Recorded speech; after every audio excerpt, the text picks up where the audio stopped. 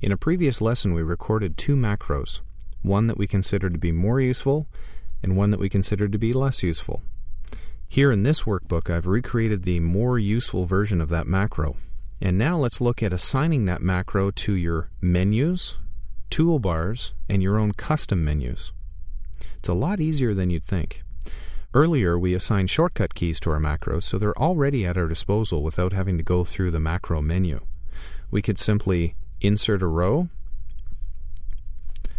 type in a title, highlight some space here, and that second macro we put the Control-T shortcut. So let's do that, and voila, our macro takes effect.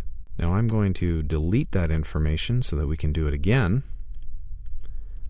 Let's insert a row and put in quarterly sales as our title. Only this time we're going up to the Tools, Customize menu, and as long as this menu is open, we have all kinds of options.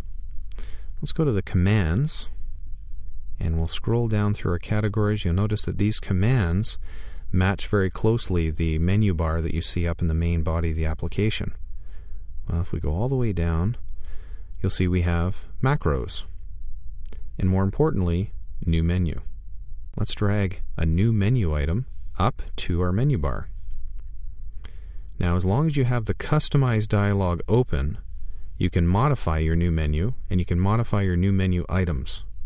So if we right-click on New Menu, we have our menu name, which we're going to change to My Macros. And we'll go to Macros, and we'll create a custom button, which we'll drag in and drop in our new menu.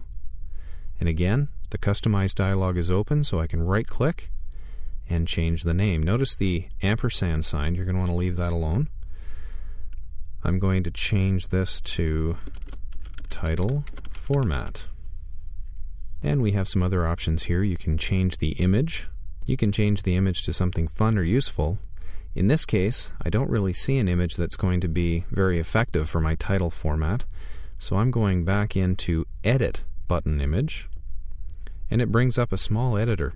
I can clear the image that I'm starting with, and taking a colored brush, go in and paint myself an entirely new image.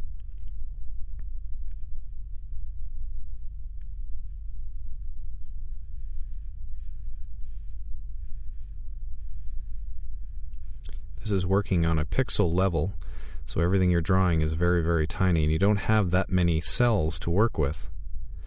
This is a preview of what that is going to look like, and I think the giant T will cover me, so I'll say OK. At least it's somewhat meaningful, and when I close, that menu becomes active. I can select a range, go up to My Macros, and choose Title Format. And now the first time I run this command, because I didn't specify it earlier, it's going to ask me which macro I want to assign to this button. And then, in the future, it's going to refer back to that macro repeatedly. That's fine for macros recorded within a spreadsheet. Let's take a look at recording macros more globally so that you can use them with any worksheet that you open.